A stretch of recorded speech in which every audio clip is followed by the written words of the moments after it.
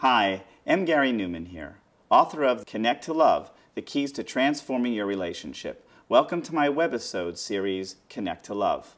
I want to share with you the final part of my recent discussion with Monica and Randy, as they discuss how Randy's cheating has affected their kids. Finally, we talk about the #1 question I get asked when a mate cheats: how do I regain trust ever again? Randy and Monica have a unique and very helpful perspective on this one that we can all learn from.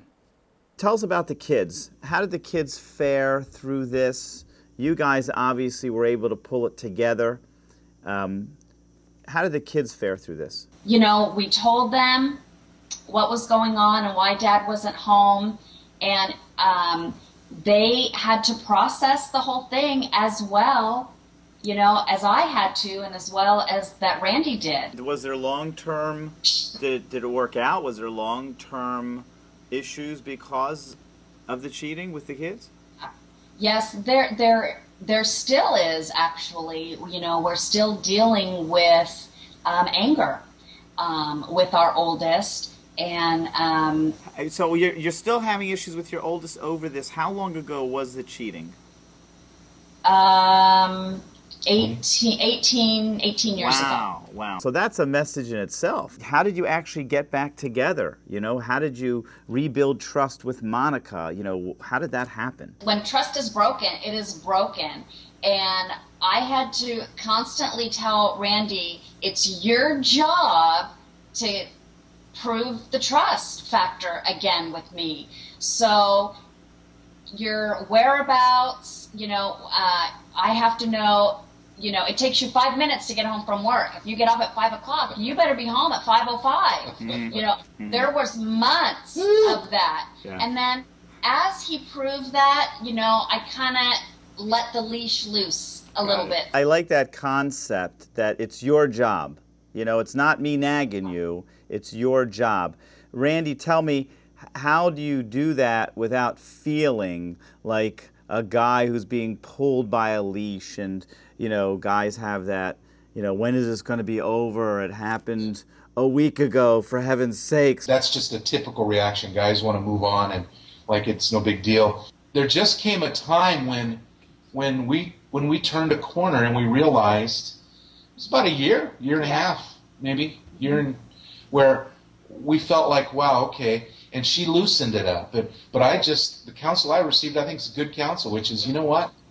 You made your bed, so to speak, lie in it, and until such time as she says, and starts letting the leash out, unless you want to walk again, those are the two options. It's the job of the cheater to have a real understanding, genuinely, about what it has done to his spouse.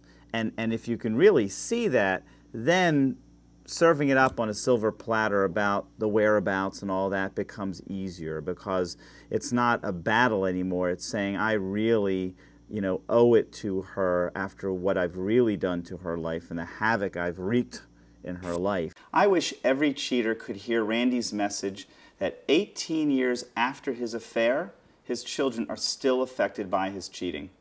Of course, he never meant to hurt them, but all of us must realize as parents, everything we do has a direct effect on our kids. Knowing that can save us from some complicated and painful situations. Whenever you're in a dangerous emotional spot, try and picture your own kids and mate, and hopefully that'll set you right and get you talking about your issues instead of just acting on them. One final point on Monica and Randy. I love their message that it's the cheater's job to make it right again. Every couple who's ever dealt with this can learn that you can always regain trust, but the attitude needs to be just what Randy said: my job to regain that trust and get back to a relationship full of love. Thanks for joining me. You can learn more about this topic and more, as I'll be blogging on my website at mgaryneuman.com. Join my Facebook group discussions at Connect to Love, and follow me on Twitter at mgaryneuman. Read M. Gary Neuman's Connect to Love, available wherever books and ebooks are sold.